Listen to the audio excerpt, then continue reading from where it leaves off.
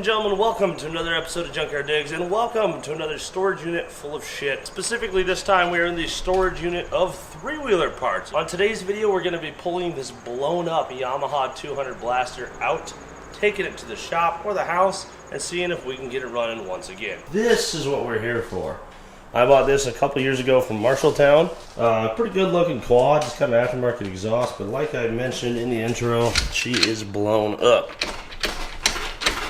Yeah, completely stuck.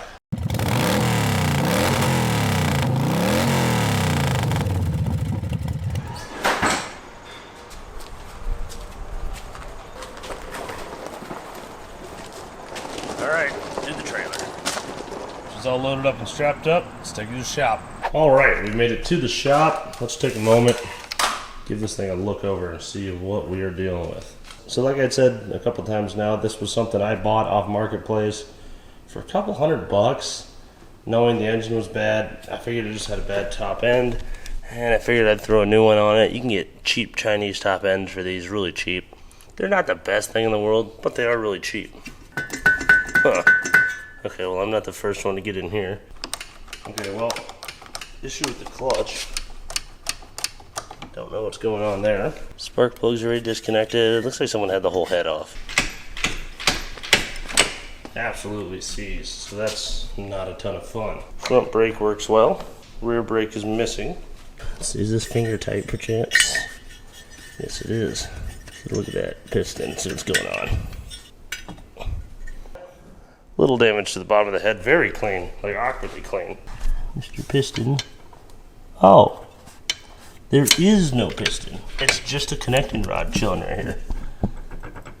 Okay, well, let's get that top end off, I suppose. Actually, it might be easier to just pull the whole motor out of this and go work on it on the bench. Alright, I went ahead and took a second to pop these two bolts off. You got one in the front, one in the rear. I believe that's it on these Yamahas. Most of the other shit was already off, so this should be pretty easy to get out. So knock these two bolts out. If they're being stubborn, put the nut back on so you don't damage the threads. Unfortunately, this bike does not have a master link in the chain, so I gotta do some BS there, but everything else is pretty standard. Also, I think I figured out why the clutch was weird. It was already disconnected. There's another bolt I didn't see. Yep. There's one down here in the rear. Okay, bottom bolt's out. Try two. That sounded more promising. Alright. There we go. Let's take her over to the bench. Okay, so we've got our motor on the bench. I can already see, looking down into the cylinder, right there, yes, right in the middle, as you can see, are the roller bearings that would have been up here in the wrist pin. They've fallen down in the motor, and if I had to guess, that is the reason this does not spin. Also, right here in the side of the cylinder wall is a huge gouge. That sucker's pretty big. You can see how it goes all the way down into the exhaust port. So unfortunately our cylinder itself is no good, but fortunately I have all these parts here. So let's get this sucker off, get all those needle bearings out, and see if we can save this without having to open it up. As finicky as two-strokes are, which is why I dislike them, especially by the time I own them because they're worn out, they've been through life 57 times. They are very easy to work on. I will give them that. I don't know if I mentioned this before, but this is actually not the first Blaster I've had. The first four-wheeler I ever owned, I went to a local mechanic shop up in North Iowa to buy a battery in high school. And while I was there, I watched them bring out this rickety old Yamaha Blaster. I didn't know what it was, but a four-wheeler. They had 4 tires on it, and it looked like crap, but it had a motor and everything was there. And they brought it out of the shop on a skid loader and threw it in a dumpster. And I went, hey, what was that? Could I have that? And they're like, look, you want to pull it out of the dumpster? It's all yours. And I did. I pulled this thing out of the dumpster, took it home, went through the carb, got it running, ran like crap. We had to like pull it behind a four-wheeler to get it fired. But we did get it running and riding a little bit. Later learned that it had the wrong jets in it for the pipe that it had on it, which might happen again here today. Fixed that up and got it to run somewhat good at one point for like 20 minutes. Arguably one of the first revivals I would have done. The first vehicle one was the Purple Ranger that one of these days I'm going to fix. the truck I drove in high school. Either way, that's all stuff for another day. For now, let's see if we can get all these needle bearings out of here. Oh, that's a lot of metal. Okay, so the piston definitely came apart. Bits of metal everywhere in here. Just all over the place. So that's fun. I really don't want to have to split this case, but I don't know. Okay, there's a lot of damage on the liner here around the crank on the block. There's stuff hitting it, so if I had to guess, that's what's holding us still. See if I can get this to rotate backwards, come free. Even if I do redo this, is it just going to eat itself immediately? Kind of looks like it, not going to lie. Just full of metal. Oh, there it is. There we go. See it? Needle bearing stuck back in there. Alright, let's see if we can get it out.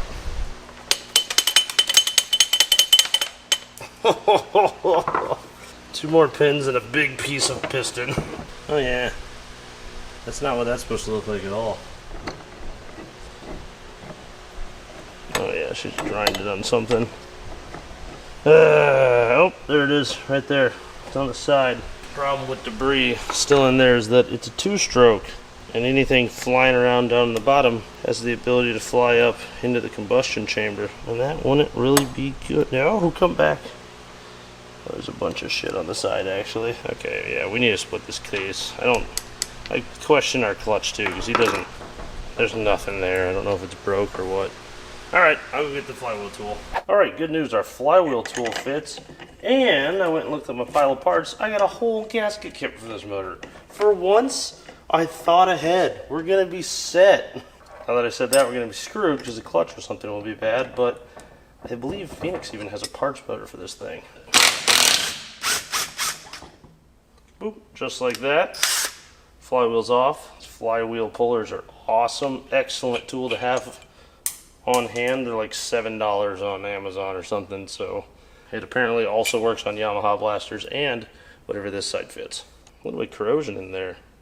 Actually, a lot of rust in there. Holy shit. Whoops. Alright, let's get this case split.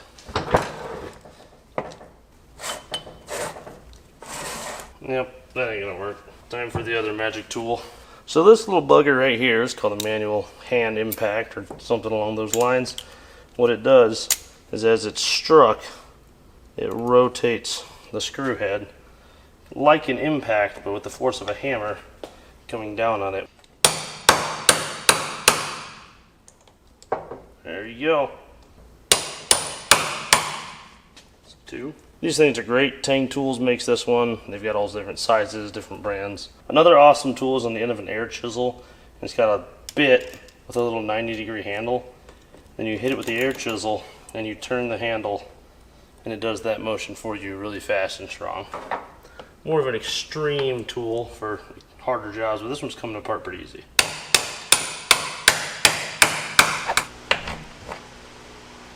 Ah, yes. The engine seems to be made of engine, and there goes all the screws I was trying not to lose. Good job. Good job, Kevin. So this guy and this guy were our problem childs. Children? Problem children? I don't know. Definite groove around the outside here. A lot of chewed up shit here from that stuff rolling around in there. It should still run all the same. Alright, time for this side of the engine case. I just popped this cover off to find the oil pump lines were cut or something beneath where they would have ever stuck out from the cover. I thought it was weird there was these two grommets, so then again, maybe no one trusted that and they were running premix, which isn't the worst idea. Let's see what we got going on over here. Surely a miss. Oh yeah. Oh Jesus. I already drained it. Why is there still so much oil? Bounty to quick picker upper. Ah, yes. Just a bunch of stuff. My God. Well, if you were ever curious, this is what the middle of a Yamaha 200 motor looks like. Here's your crankshaft. Over there is your clutch pack.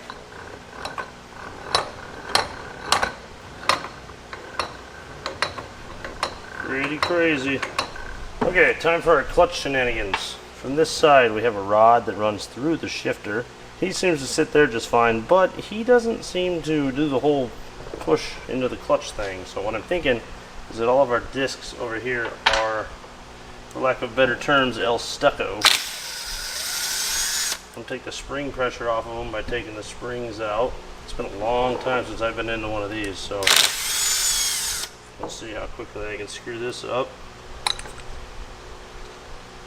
From the looks of it, these two meet right here in the middle, and this guy's got a little adjustment, so I'll keep that in mind. Well, yeah, they are a little sticky. The way this works is when you pull the clutch handle, it allows space between the plates, and when you release it, all those springs I took out, take this end and press on the outside, and then that other matched machine surface on the inside, and engage this center to this outer. The center runs the output shaft, and this runs off the crankshaft. These clutched discs right here attach to the outer, and those friction plates in between attach to the inner. I mean, I'm not gonna lie, they're pretty damn thin, so that nut just probably needs adjusting, and hopefully that'll fix this. That and me manually separating everything. Yeah, like, look at that. Oh boy. There we go. If it wasn't for the metal behind the crankshaft, I could have just taken this side off and done that and made an adjustment to this guy right here and called it good. Alright, get him reassembled and adjusted and call it good. We're gonna ignore this part, by the way. That's future problems.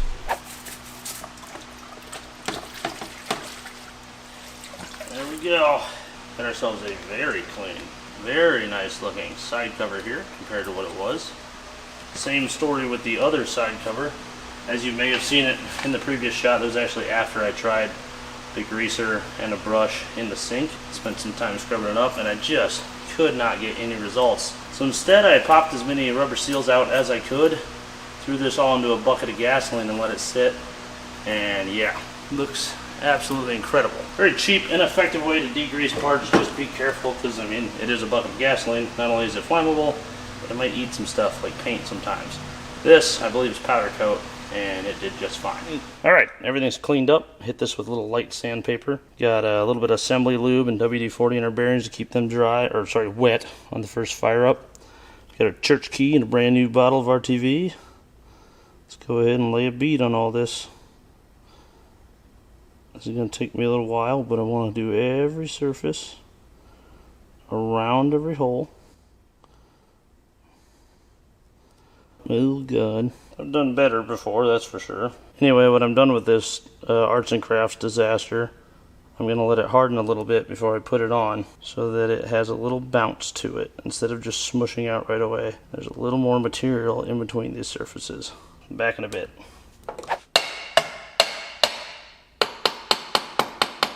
Okay.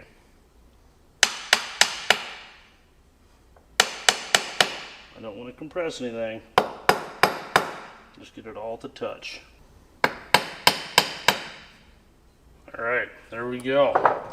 This side is back on. At this point, I'm going to stare at this for a couple minutes and go, oh, I forgot the entire this thing, and got to take it back apart. But until then, I think we're good. Let that cure a little bit, and then put it down to torque. Sweet. So far, so good.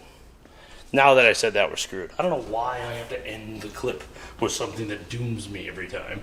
Well, I had to do a couple phone calls for the Bonneville and stuff, so in the meantime, I cleaned gasket surfaces, got our TV on everything, got her all sealed up. She's looking nice, she's spinning nice, way, way better than it was before. We are ready to put this sucker together. Let us go find the box of Chinese parts, TM. Alright, here we have our genuine set of Ling Long rebuild parts, or whatever the hell they are.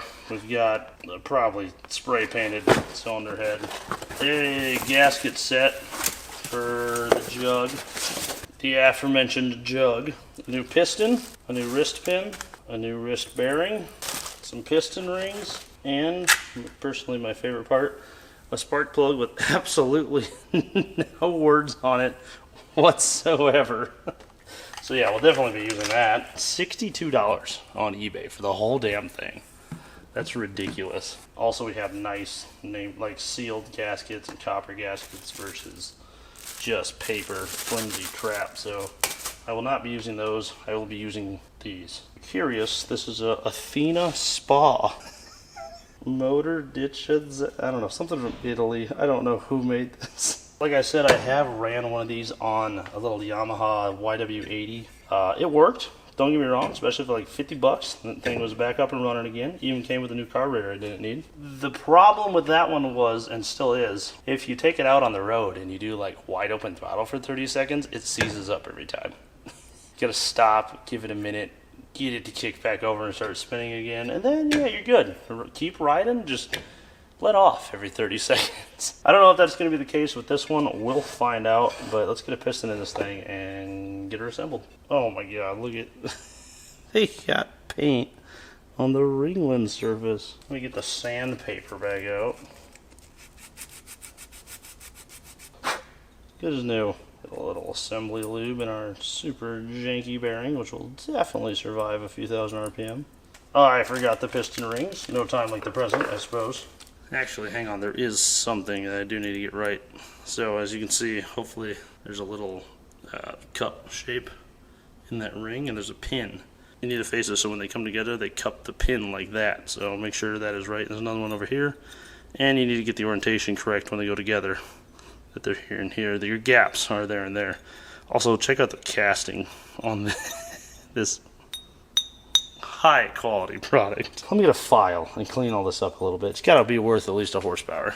Alright, I took a minute with the file here, cleaned up our edges. This looks much better. I'm sure it probably didn't mess with the timing that much. It's fine. After doing that to the piston, I decided to take a look at the cylinder, see if there's any rough castings. There were a couple on the exhaust port, and I tried my best to just slightly chamfer all these upper edges so that hopefully, you know, it doesn't catch when it gets nice and expandy. After doing that, I decided to compare this to the original cylinder, at which point I realized I don't think this is the original cylinder. I think this is another Chinese knockoff cylinder. I think this is literally one of these. Yeah, we'll see how long this one lasts. Something to be said for genuine parts made where they're supposed to be made to the specifications they're supposed to be made to. Something like, buy those ones instead if you want something to live. But for something like this where I just need to rip it around the yard a little bit, this will work just fine. Alright, let's get these clips in there. Alright, time to prep our new jug. We've got our reed valves off. These look like they might be original. I don't know. Was there no gasket? Yep, I just checked and there was no gasket on the reed valves previously, which would have been a huge vacuum leak and ran really lean and melted the piston. So yeah, you wonder which thing killed it first, that or the Chinese tolerance, Chinese spec, Chinese parts. Next up is our exhaust seal. The Chinese kit does not come with an exhaust seal. Interesting. It's a small exhaust port in comparison. No, I'd say the last one was actually a little bigger, so we're going to lose even a little more horsepower with this thing. Whatever, doesn't matter. Quick and easy video here today. By the way, if you guys are new to the channel, this is not a normal content, but I do like to do some small engine content now and then. It's very relatable, it's cheap, anyone can really do it. I mean, I'm probably $262 into this entire machine, so it's good for the kids, you know. They can hop into this a lot earlier than they can get into project cars. But like I was saying, if you're new to the channel, this is not our normal content.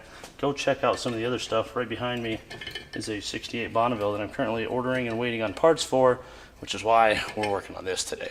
If you guys are fans of the channel and you know what car I'm talking about, like I said earlier, I had some phone calls to make, and one of them was Butler Performance, and she's getting the goodies.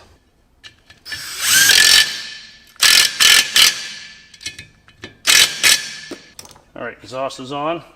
Last but not least, our head studs. Wow, these threads feel just wonderful. I mean, come on, $62 for a top end. I don't think you can buy a Wiseco piston for that much. Okay, there we go. Cylinder head is ready to go on.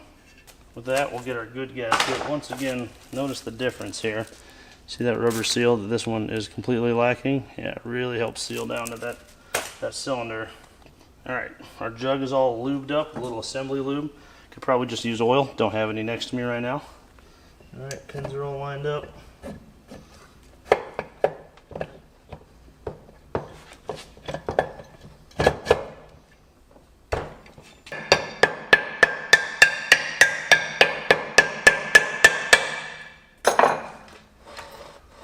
she is, folks.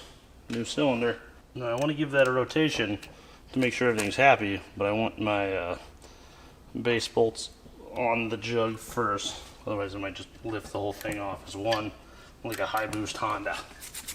If we care about the little things like chamfering the edges a little and sanding the inner flywheel, maybe that's the trick to making a $62 top end last. Probably not, but I can tell myself that. Indiscriminate amount of torque.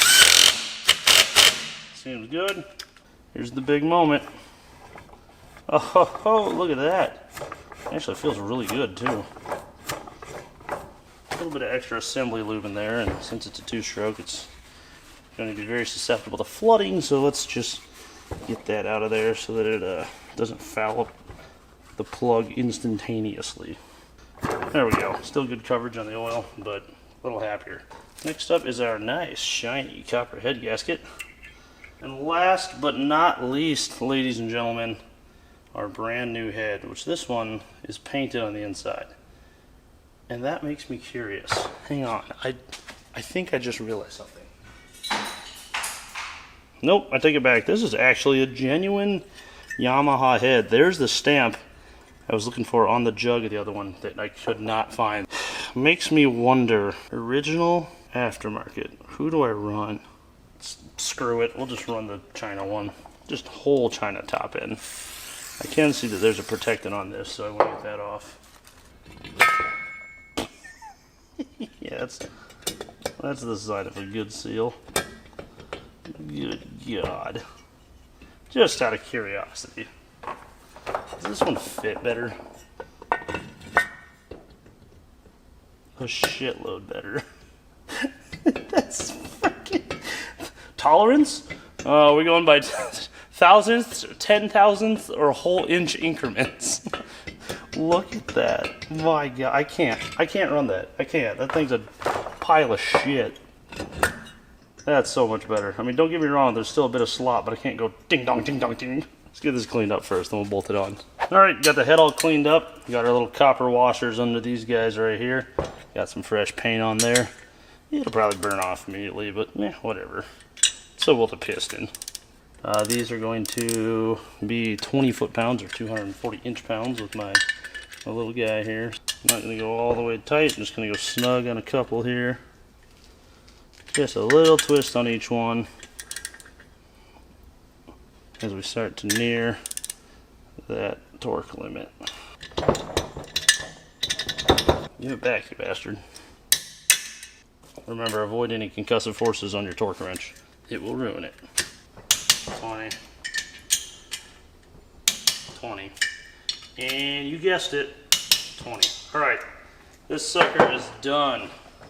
She's ready to go back on the bike. I don't have the side cover on because I got to put this sprocket on. It's going to be a lot easier with it off. I'm going to be ripping wheelies in no time. Looks pretty damn good. Cleaned up pretty well. Alright, the motor's all ready to go, but before that goes on, we got one last step. Put a lot of work into cleaning that motor up, so it only makes sense that we do the same for the frame. I believe this is supposed to be silver, but someone spray bombed everything black. That being said, if I'm lucky, the pressure washer will make it silver again. Time for the magical wonder wand.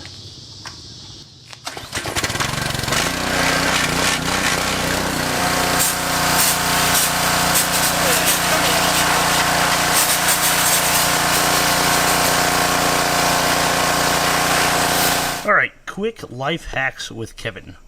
As you can see, I've got all this paint to bubble up, and if I give her a wipe, yeah, away she goes. Right back to the nice powder coat chassis color that I want. Now you may wonder, Kevin, how did you do that? Did you use aircraft stripper? No, that would have taken off all the paint. All I'm using is the best chemical ever made by man, brake clean. Get some of that on there, let it soak into that spray paint. Spray paint is a self-catalyzing paint. It absolutely hates getting brake clean on it. It is taking a few passes. This is a bit harder paint, but it is bubbling it up and taking it off just like paint stripper, aircraft paint stripper, without hurting anything underneath. I'll keep at this for a bit until I get her bubbled and pressure wash it again and see how she does. Good morning, folks. It is the next day. As you can see, I got all the black paint off of our frame with the help of a little brake clean, rag, pressure washer, all that. looking a lot better. The RTV in our motor has had all night to cure. We should be ready to drop this sucker in with minimal effort.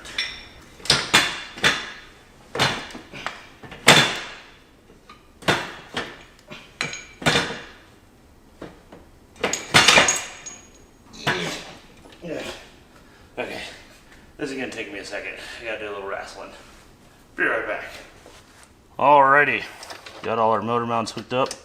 We got our sprocket and side cover on. There's that. And then our retainer. There's our side cover, cleaned up really well. Got a new rubber gasket here. Get him in place. Right yonder. Alright, that's looking good. One last thing over here. Need to get this shifter on. He's gonna fight me a little bit because he fought me coming off. Got our chain on, clutch is hooked up, everything's looking great. It's time to put the big shiny on. And I even went and shined the big shiny. I don't think I've ever had anything with an aftermarket expansion pipe. Okay, I'll get her attached here. It's not a great seal at all. Might be a little loud, a little leaky. Probably what the rubber was from the last person. Get that bolted on and then take a look at this guy. Make sure he's good to go, and that's about it. Survey says pretty damn good. Needle and seat still seems to work just fine. Our jet looks nice and clear. I better double check that while I'm here. Oh yeah, perfect. What else we got? We got our idle jet. He's flowing good. Well, regardless, we'll call that rebuilt. Alright, let's put it on, see how it does. Carburetor's on, got a new fuel line. Turns out, fuel tank's full of gas, and it looks to be premix. That's all that red shit we've been seeing. It smells like ATF, but maybe that's just coincidence. Either way, here's our throttle slide. Looks like we got some kind of electrical connection I gotta find and plug in. I don't know if this controls ignition timing or what, but let's go ahead and get this guy in place. Big bastard. Big bastard. Hopefully I can get him onto the right side. Hindsight, should have done this way earlier. Uh-oh. But I gotta remove the tank to get that on? I'm sure as hell not remove the cylinder head, so guess I'll take the tank off. Once again, back it a bit. Alright, time now for the last piece of the puzzle.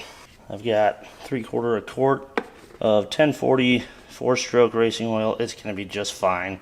Really doesn't matter that much. What does matter is that it's motorcycle oil because, as you saw, the clutch in here is, well, submerged in this oil. So it is what is known as a wet clutch.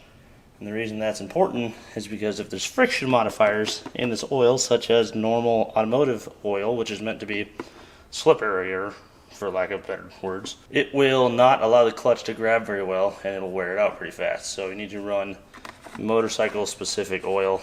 Ideally in this case I would run 2-stroke, but this is literally all I could find in town. So that's gonna do it. Also, while we're here, I will note I wrapped this inner pipe in tinfoil to try to eat up some of that space, and then folded tinfoil over like 5 times and wrapped it around, and then band clamped it on. It is rock solid. Not gonna leak. So with that, let's turn the fuel on, see if this thing makes noise. Well folks, there it is. $62, and yeah, 24 hours later we have ourselves a potentially fixed machine. Roll her over a few times, get a little fuel in the cylinder and see what happens.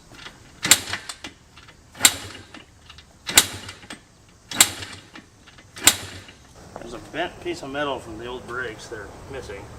It's not letting me kick it fully. That's how to fix that.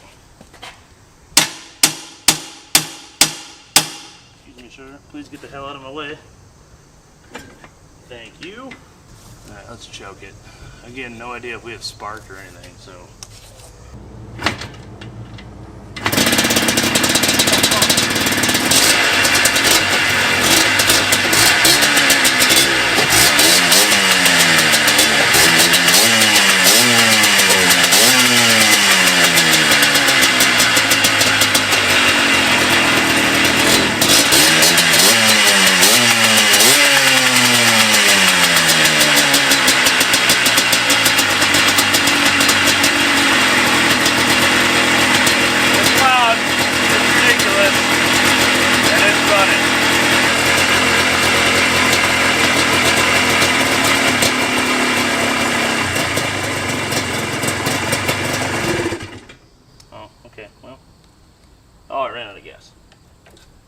do that too, I suppose. Oh crap, I never thought to check the jet size when I had the carburetor apart. If I had to guess, usually people throw pipes on this and don't rejet them a lot. They just get lazy. And then they burn stuff up. But I will say this one's had some work done before, because there's something on these called a TORS system, T-O-R-S, and it's already been deleted because the module's gone. There's a plug-in on the throttle that's been unplugged on this machine.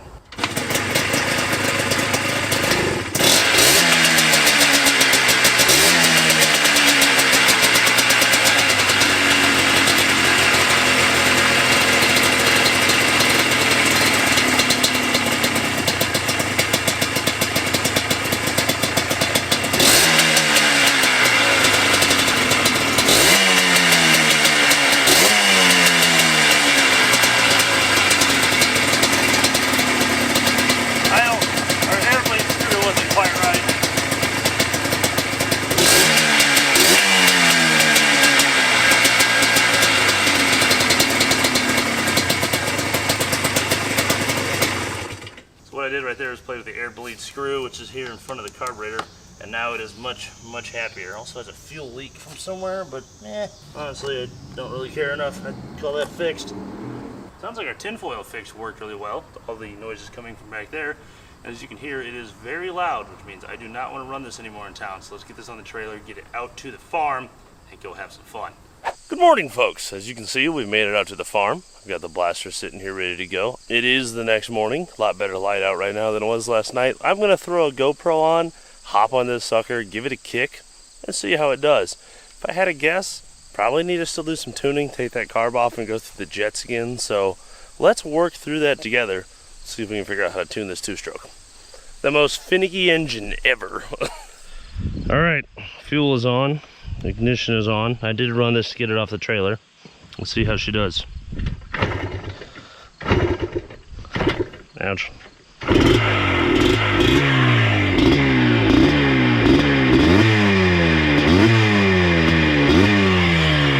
I put fresh gas in too, by the way.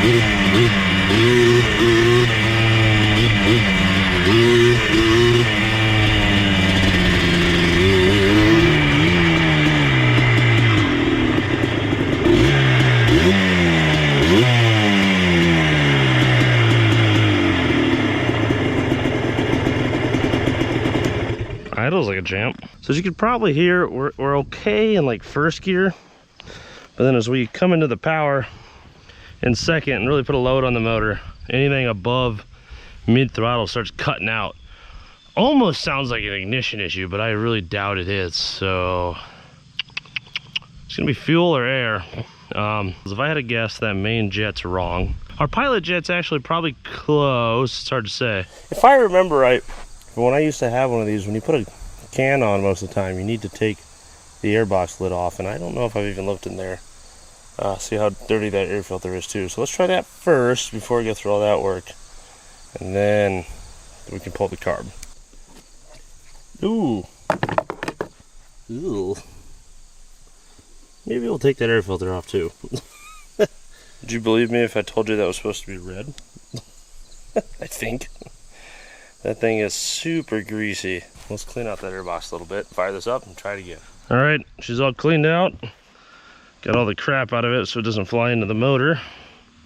I doubt this makes a difference. If I had to guess, this thing is lean, so this will probably make it worse in theory. But it's always good to answer all the questions and remove all doubt when tuning.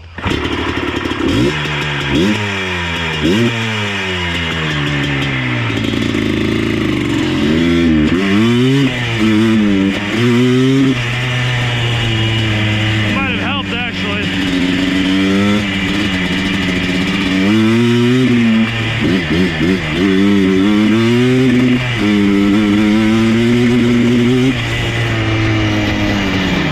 fix it, but it's different.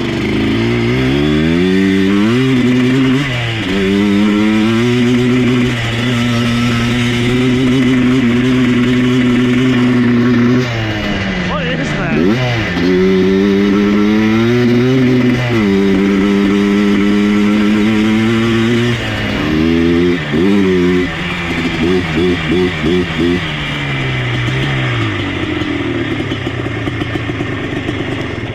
That sounded ridiculous. Okay, I see what's happening now. We've added the ability for the machine to bring in more air. And because of that, there is obviously more air in the engine. So if we were low on fuel to start with, if we were lean to start with, we're leaner. For a little bit down low, this makes more power now because it can breathe the way it's supposed to with that can. But then it immediately runs out of fuel and starts cutting out up top. So it is super, super lean. Let's take that carburetor off and go through the jets. Come here, please, sir. Okay, there we go. And then you can take the throttle out. Yeah, definitely, if you got one of these, put this in place first, up in here, and then put your carb in. Carburetor's out, let's go talk science. I wanted to do a whole segment here where I talk about these small engine carburetors and how to tune them, how they work internally, and show a couple really awesome important pictures, which I will get to here in a second.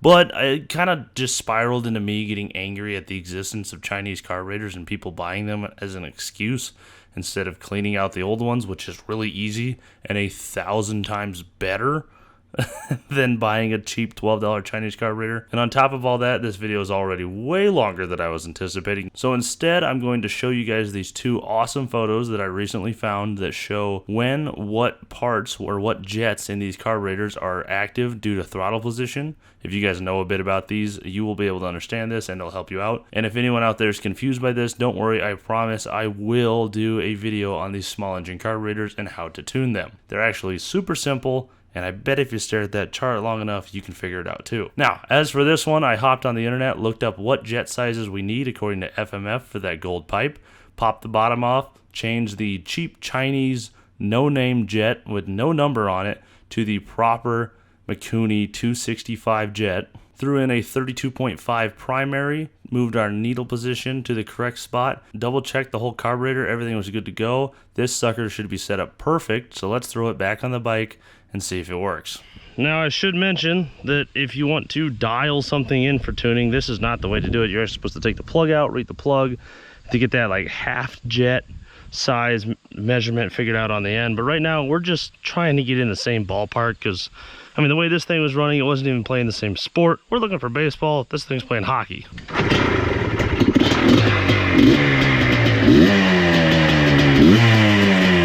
It seems a lot better already.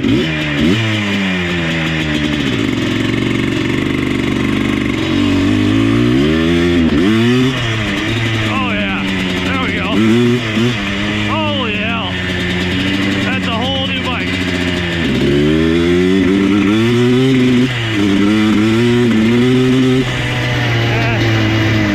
Actually, maybe not.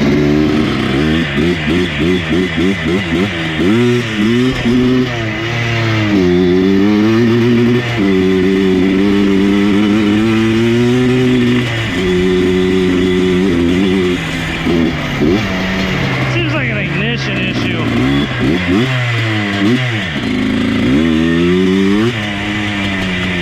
It comes on the power band way better now, but it's still doing that, whatever that is.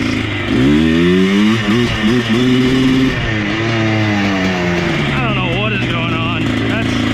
I don't think we're facing a carburetor issue, and I don't think I have parts to fix anything else.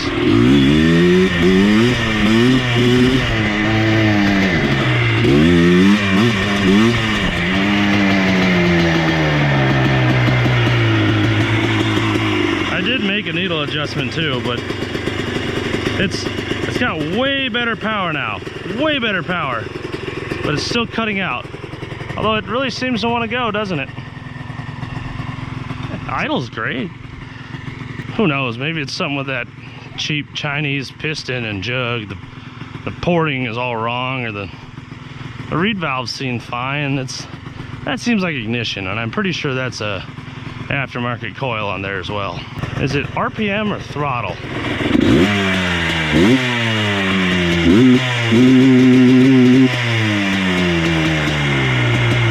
I believe that to be ignition.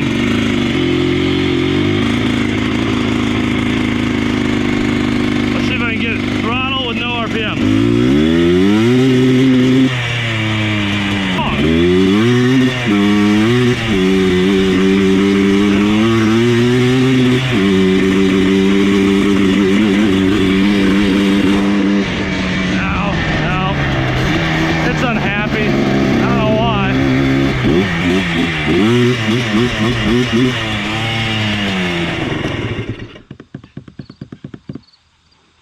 It's just losing spark or cutting out or something.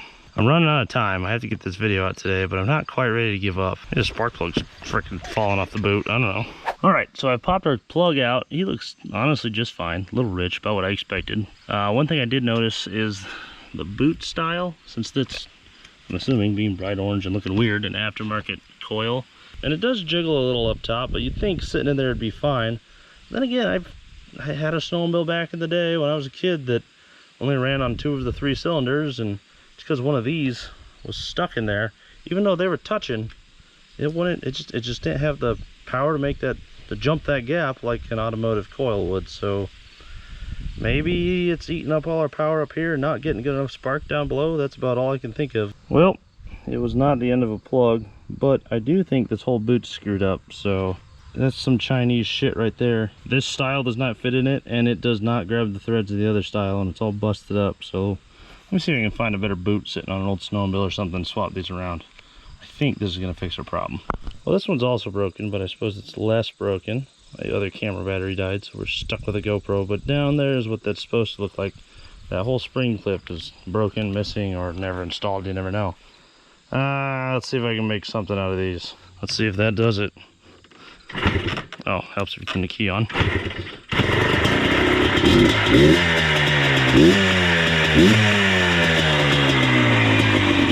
Sounds good with no load, but it always has.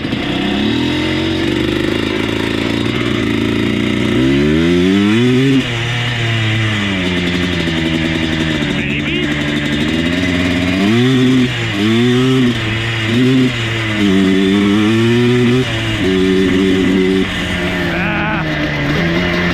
It's a little better once again.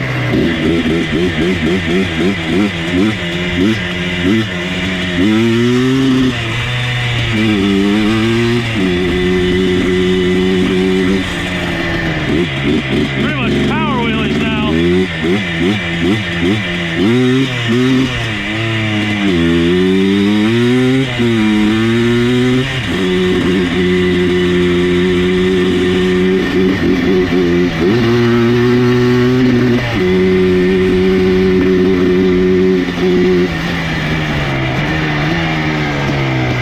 It's not throttle dependent.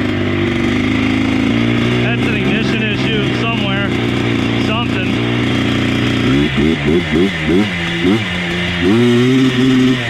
You guys let me know down in the comments, but I don't think that is a carburetor issue. I think that's cheap Chinese ignition parts. Now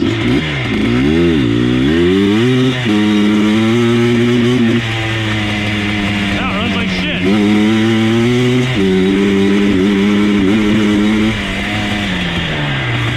Kinda had it going great a minute ago, now it's back to this. Torch is already deleted, like I mentioned earlier. I've heard of this module causing some issues and just wired into the throttle, but he's already gone, so it ain't that. It ain't a fuel flow issue. Plenty of fuel coming down into there. It's not a fuel octane issue or anything. It's brand new gas I just put in. It's mixed to 32 to 1. Just got a clean plug. Carburetor's jetted right as far as I can tell. And when it's running with that new jet, it's gotten way more power than it did before. It's the intermittent spurts are stronger than they were before, so it's jetted good. We've just got some big old ignition issue in there. Hell, it could be rings or porting or something too with that cheap top end, but I doubt it. Either way, it's 1 o'clock and I gotta get this video out this afternoon, so you win, Blaster. All right, let's wrap this shit up. Well, folks, that is going to do it for our Blaster revival. As it turns out, for $62, you can fix a blown-up Yamaha Blaster. As far as the bike goes, The guy I bought this from actually got a hold of me a couple months ago. His buddy who he got it from passed away recently, and he would love to have this back. So I'm going to call him up when I'm done here, see if he'd like to buy it back. Mostly running and driving. He's got a couple kinks to figure out, likely the ignition. Let me know down in the comments if you have any ideas. But yeah, not a complete success story of us ripping wheelies and doing 100 mile an hour through the woods out here today, but a cool conclusion to the story nonetheless. I do have to apologize, this week's was a little thrown together and short on time. Last week I helped Cars and Cameras do a revival on something out here. You can check that out on their channel in the coming weeks. And on top of that, this weekend, Pole Barn Garage and I are heading up to Minnesota for a pretty big pile of revivals, so I got to get ready for that. Thank you guys very much for watching this episode of Junkyard Digs. Check out merch, junkyarddigs.com. This is not one of my shirts. This is my hat, though. You can check out hats, shirts, stickers, koozies, all sorts of fun stuff there. We'll see you right here for another episode next week on Junkyard Digs. Stay greasy out there. Peace. Can you get any brighter in the background? My sensor was on fire.